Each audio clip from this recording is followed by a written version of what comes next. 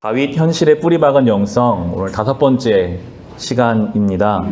부솔 시내와 사울의 죽음, 이 두 부분을 함께 살펴보겠습니다. 부솔 시내는 부솔이라고 하는 시내가에서 있었던 다윗의 사건입니다. 우리가 오늘 살펴볼 이 부솔 시내에서는 다윗의 삶에 다시는 일어나지 않았으면 좋을 법한 어려운 일이 일어나게 됩니다. 다윗을 살펴보면 볼수록 그의 인생은 참 험악했던 것 같아요. 많은 문제와 어려움들이 그의 삶에 있습니다. 성경에서는 하나님이 가장 사랑한 사람으로 다윗을 뽑고 있는데 참 이상하게 하나님의 사랑을 받았는데도 그의 삶에는 눈물도 많고 사건도 많고 아픔도 많았습니다.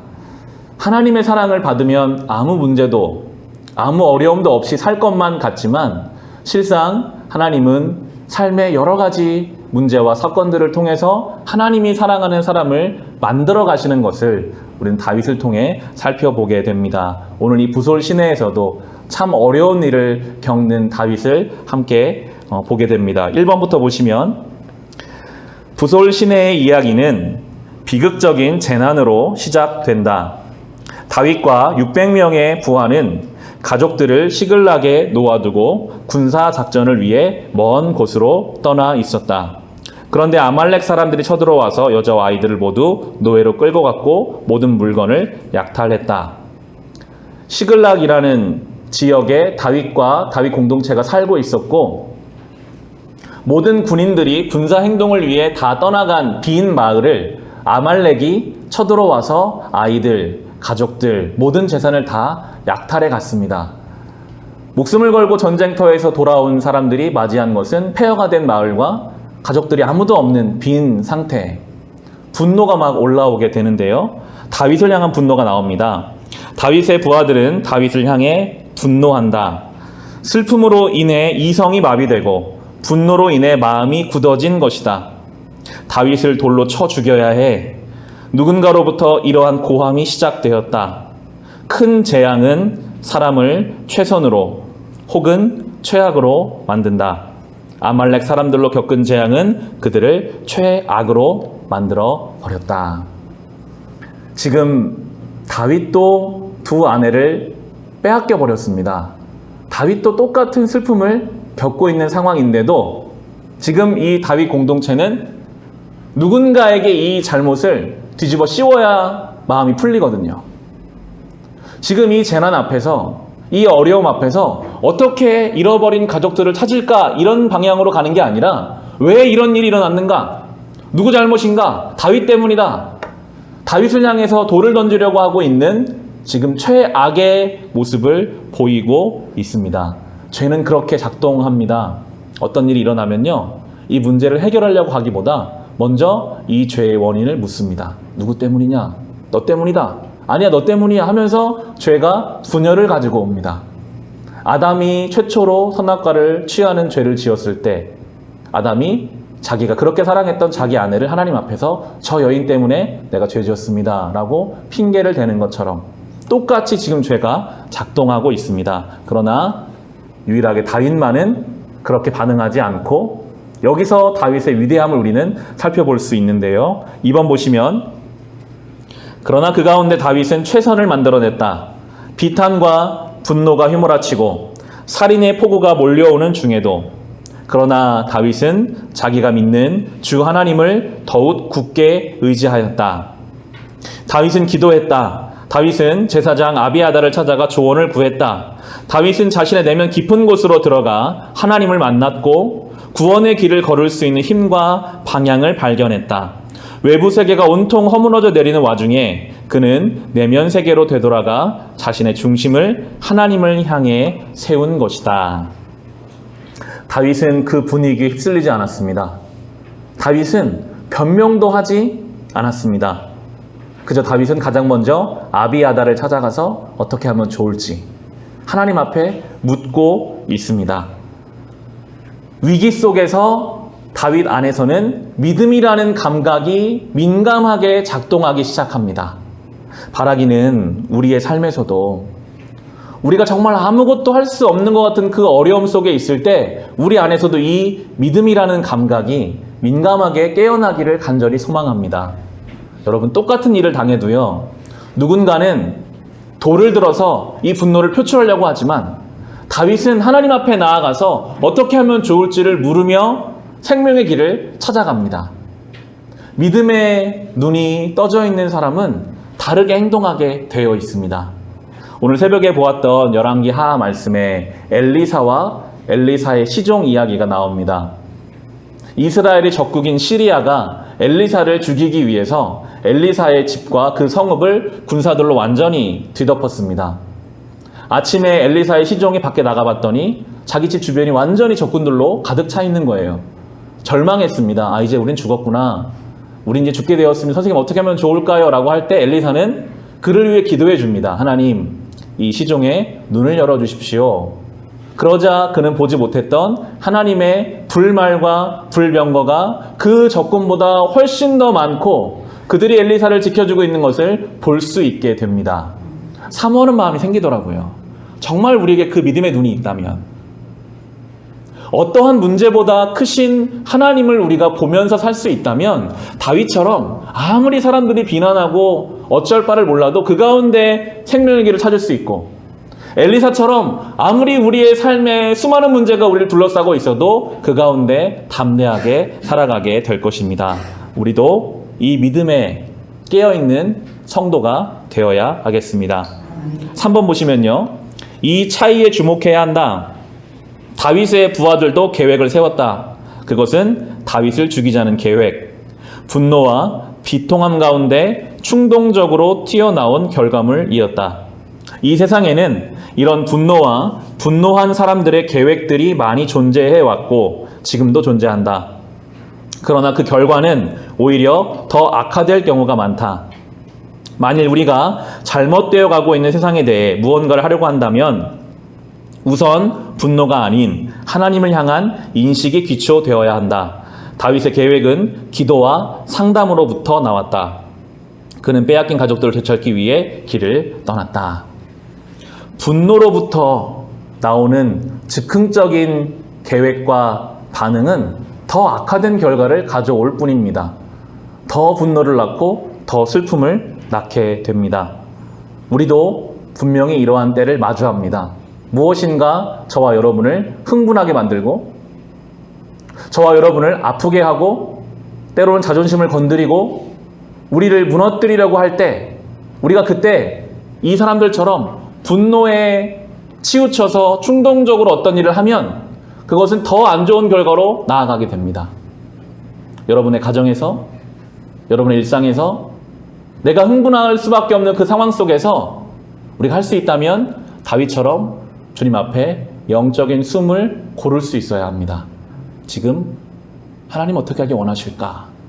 내 안에 일어나는 이 분노 그대로 행하는 것이 아니라 영적으로 숨을 고를 수 있을 때, 감정적이고 자존심을 지키기 위한 대응이 아니라 그 문제를 끌고 하나님 앞에 가져 나올 수 있을 때, 그때 우리는 성숙한 성도의 삶을 살아갈 수 있습니다.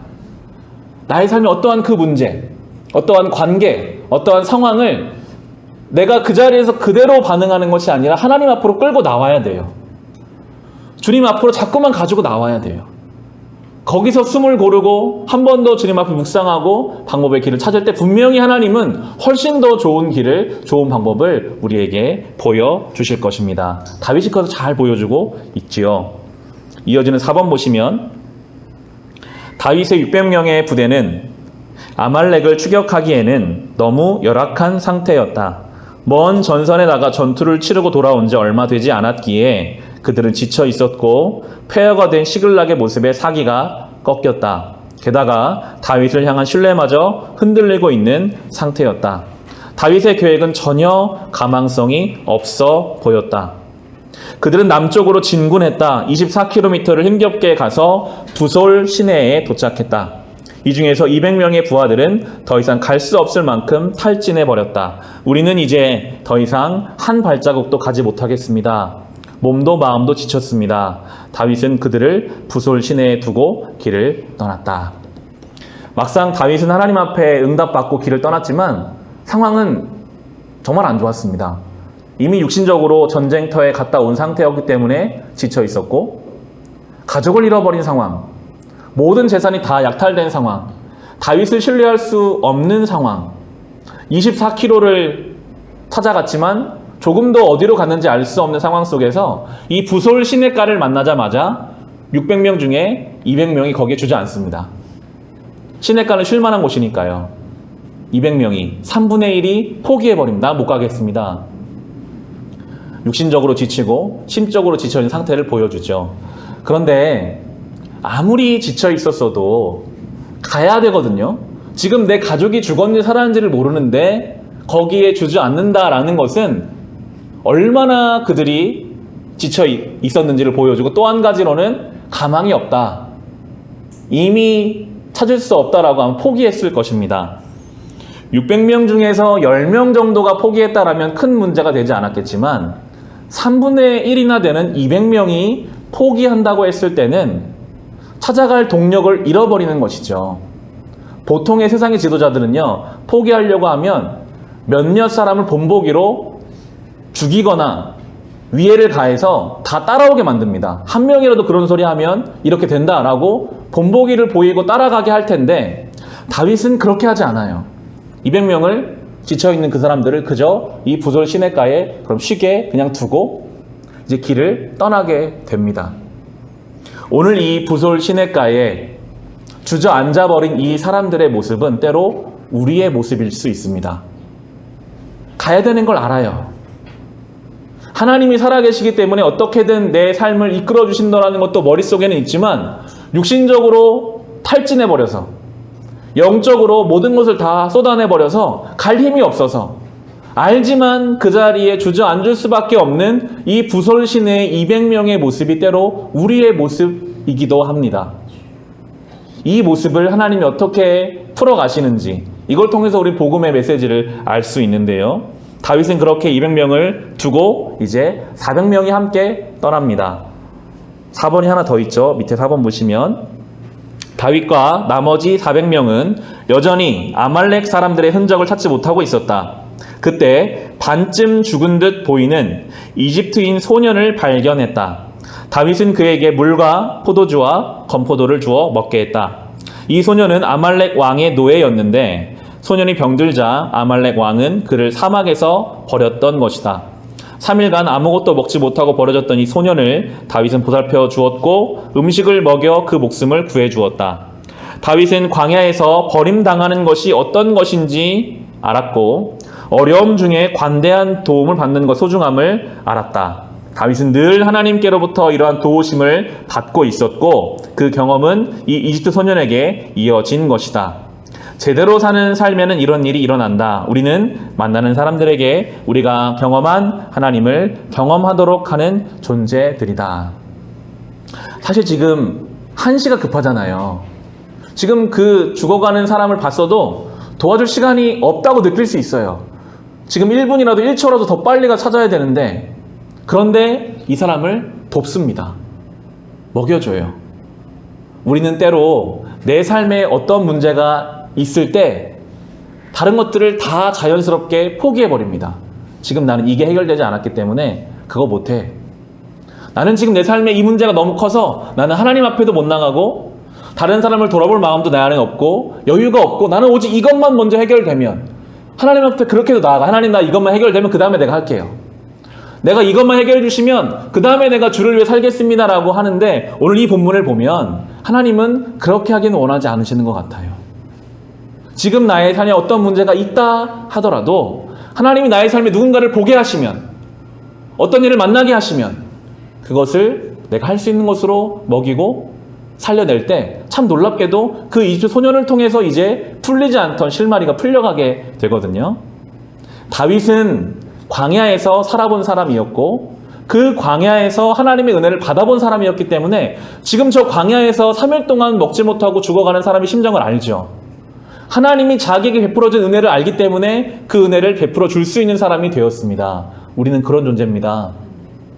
우리가 3일 동안 못 먹어 죽어가는 그 이집트 소년 같은 게 우리였어요. 하나님이 우리를 먼저 먹이셨거든요. 그리고 그 은혜를 정말 우리가 받았다면 이제는 누군가를 볼 때 그런 불쌍한 마음으로 은혜를 베풀어주는 마음으로 그를 바라보기를 주님은 원하고 계십니다.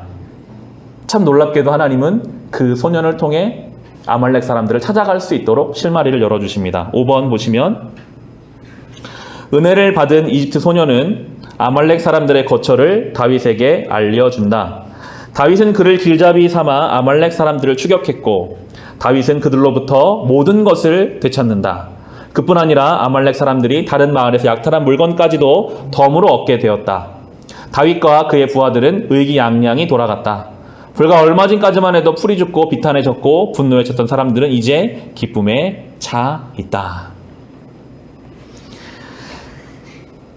모든 것을 다 되찾는다라는 성경의 표현이 나옵니다. 하나도 잃어버리지 않게 하셨어요.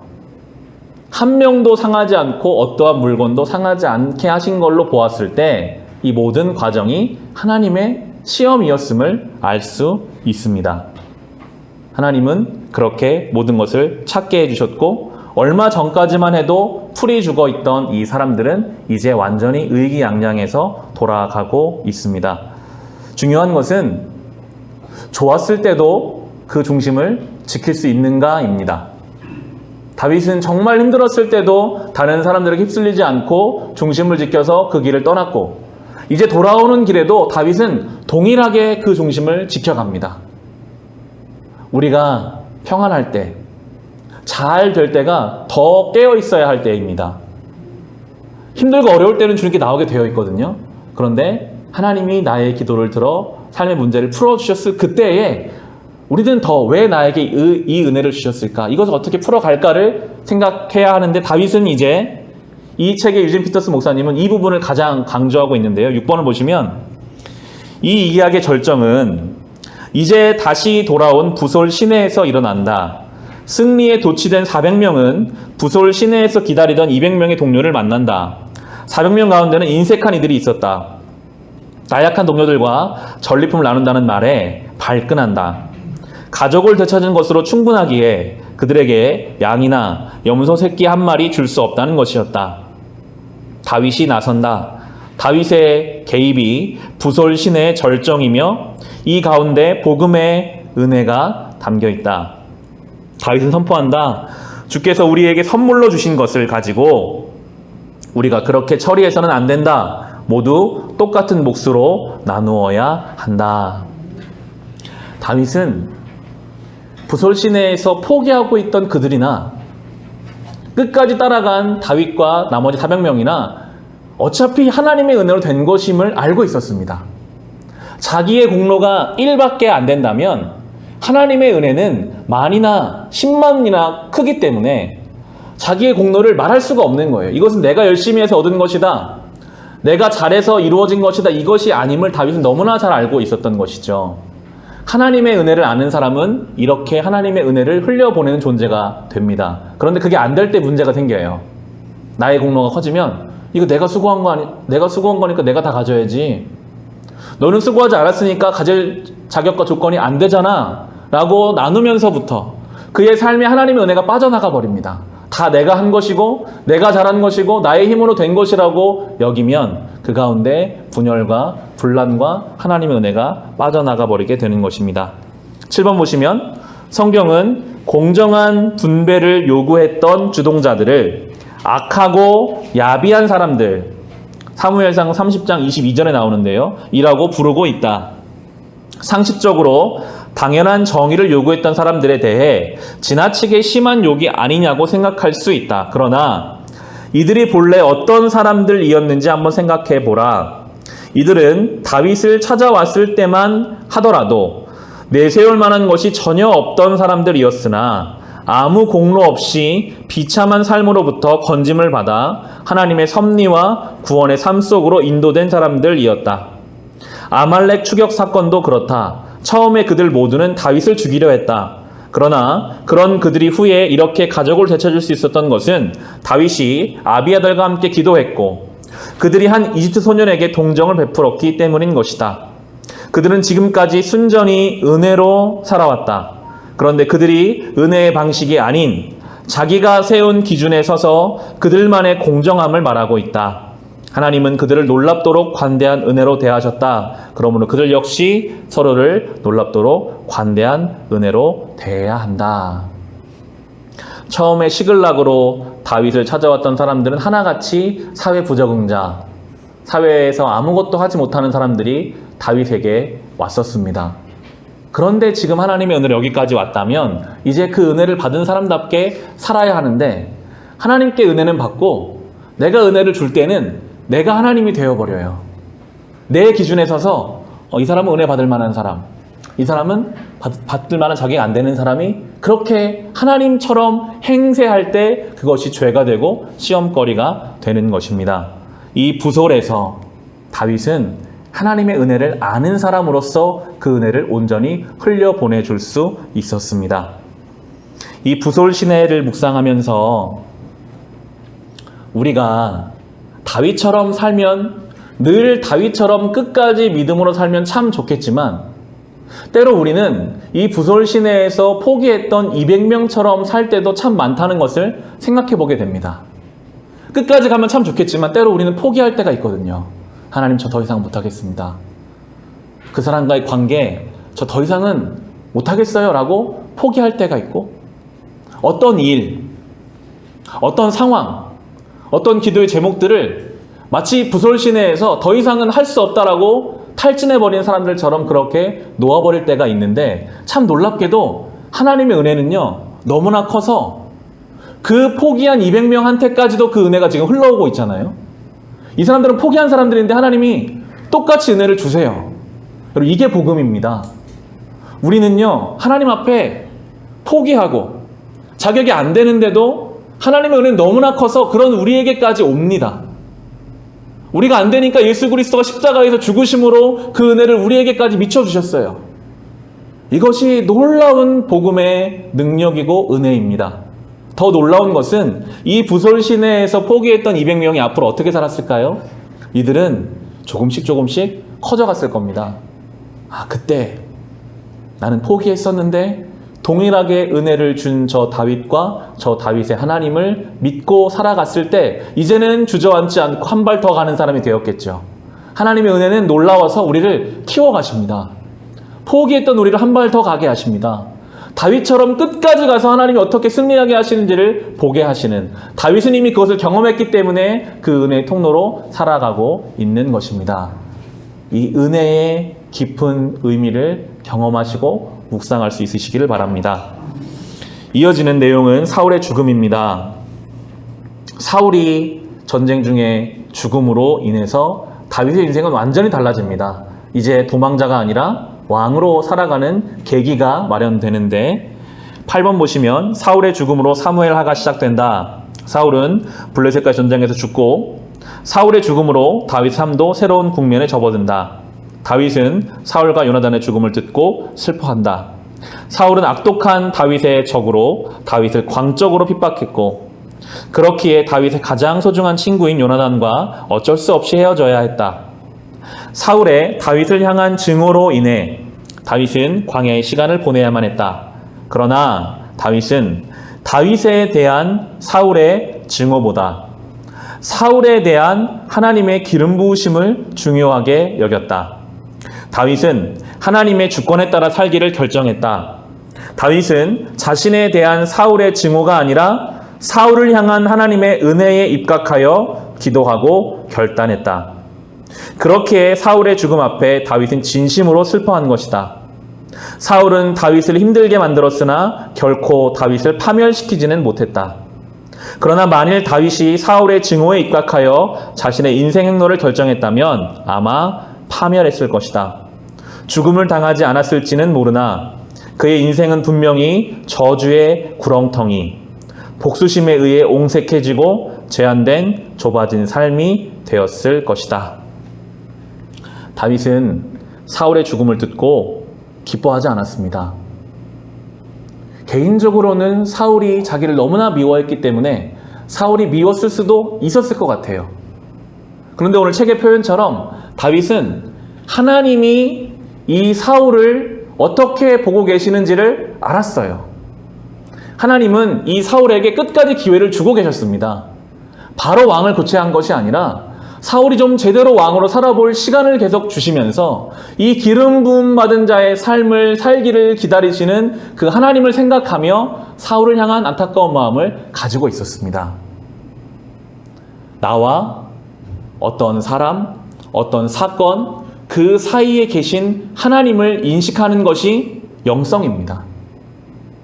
내 원수 같은 사울이어도요, 그 사이에 하나님이 계시면 하나님이 그를 어떻게 보실까? 하나님이 그를 어떻게 내가 생각하길 원하실까? 이렇게 되면서부터 원수 관계도 이렇게 진심으로 슬퍼할 수 있는 관계로 바뀌어져요. 그것이 현실의 뿌리박은 영성입니다. 여러분이 여러분의 가장 가까운 가족을 바라보실 때도 그저 내가 그냥 그 사람을 바라보는 것과 하나님을 사이에 두고 하나님은 우리의 가정을 어떻게 하기 원하실까? 내 배우자를 어떻게 대하기 원하실까? 내 마음대로 할 수 있죠. 내 마음대로 배우자를 대할 수 있고 내 자녀를 키울 수 있습니다. 그러나 그 가운데 하나님이 계시는 것이 그것이 현실적인 영성이고 그것이 우리의 삶의 신앙의 모습입니다. 모든 것을 향하여 하나님 앞에 서서 그것을 바라볼 수 있어야 합니다. 그것이 다윗이 위대한 형성의 현실의 뿌리박은 영성이기에 우리도 그러한 은혜를 경험하게 되기를. 그것이 하나님이 빠져버리면요, 복수심만 남고 여기 나오는 것처럼 옹색해지고 작아지고 좁아지고 무너지는 방향으로 갈 수밖에 없습니다.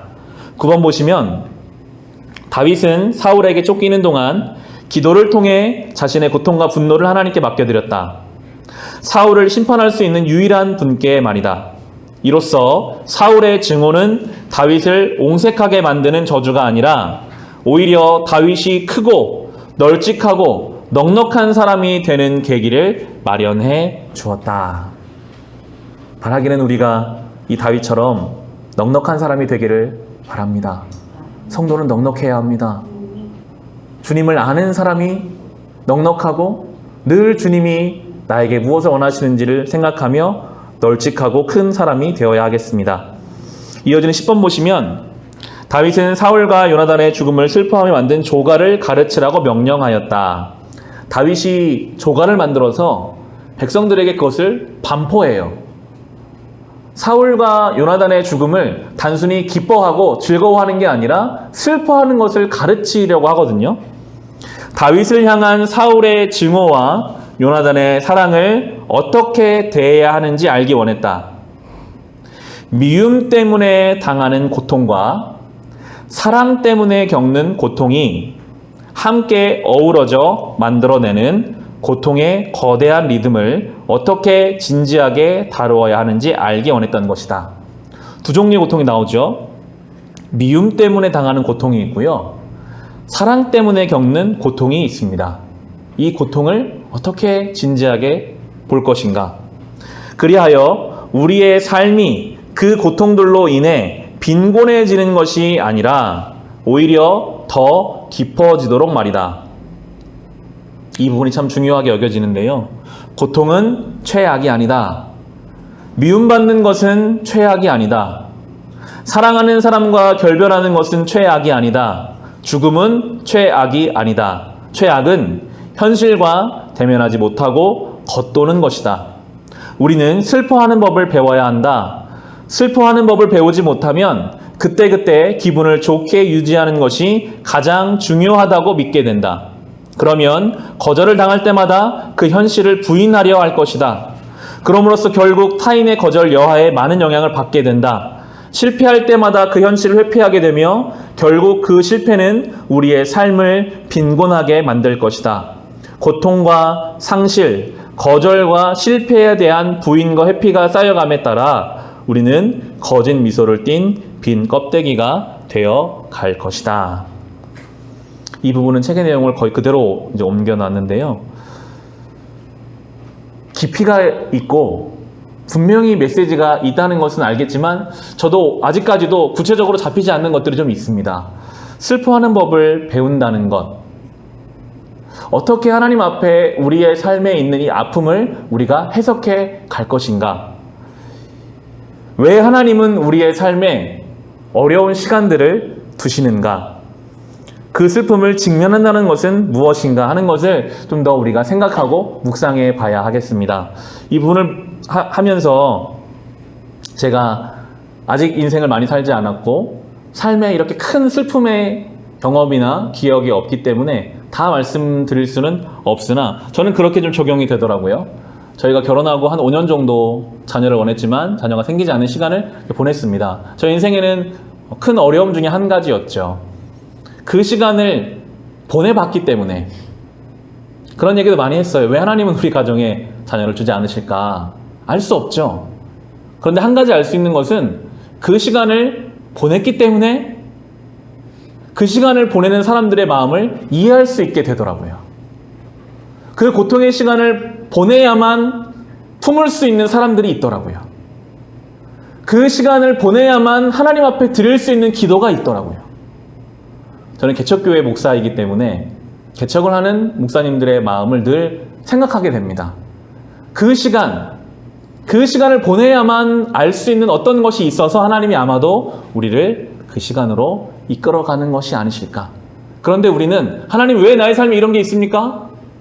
왜 내 삶에 이런 고통이 있습니까? 고난이 있습니까? 회피하려고 하면, 그것을 부정하려고 하면, 살아내지 않으려고 하면 그저 우리는 성장하지 못하는 빈 껍데기만 남을 뿐, 우리가 그 시간을 살아갈 때 이것도 나에게 주신 하나님의 삶이다, 이 시간을 통해 나에게 품게 하시는 것이 있고 알게 하시는 것이 있으리라고 믿고 그 시간을 담담하게 살아갈 때에만 겪는 어떤 일이 우리에게 있을 것입니다.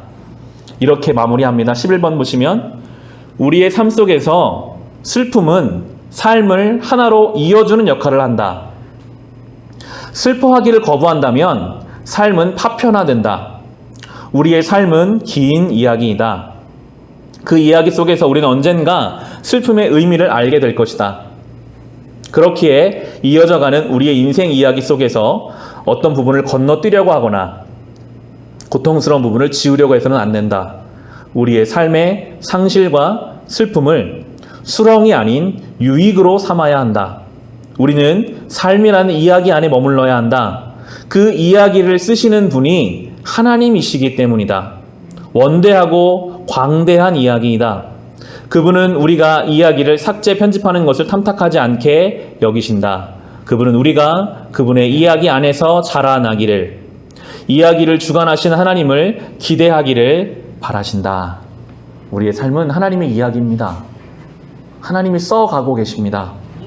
어느 것 한 부분도 하나님의 손길이 닿지 않는 부분은 없습니다. 때로는 슬픔으로, 상실로, 어려움으로 모든 것을 합력하여 선을 이루시는 하나님이십니다. 하나님이 이야기를 쓰실 때 주제가 있을 거예요. 하나님의 선하심, 하나님의 사랑, 그 주제를 드러내기 위한 삶의 부분들이 때로는 우리의 슬픔이 될 수도 있고 이해되지 않는 삶의 영역이 될 수도 있습니다. 그러나 하나님은 그것까지도 다 계획하셔서 하나님의 주제를 향해 우리의 삶을 이끌어 가실 것입니다. 이것을 믿을 때 그 시간을 하나님 바라보며 보낼 수 있어요. 정말 이것을 붙잡을 때 우리는 순간순간마다 상황과 환경에 관계없이 하나님과 동행하는 삶을 살아가게 될 것입니다. 바라기는 이 하나님의 이야기 속에서 점점 성장해가는 저와 여러분이 될 수 있기를 바랍니다. 이 이야기 속에서 하나님을 만나고 우리 인생 가운데 하나님을 경험할 수 있으시기를 주님의 이름으로 축원합니다.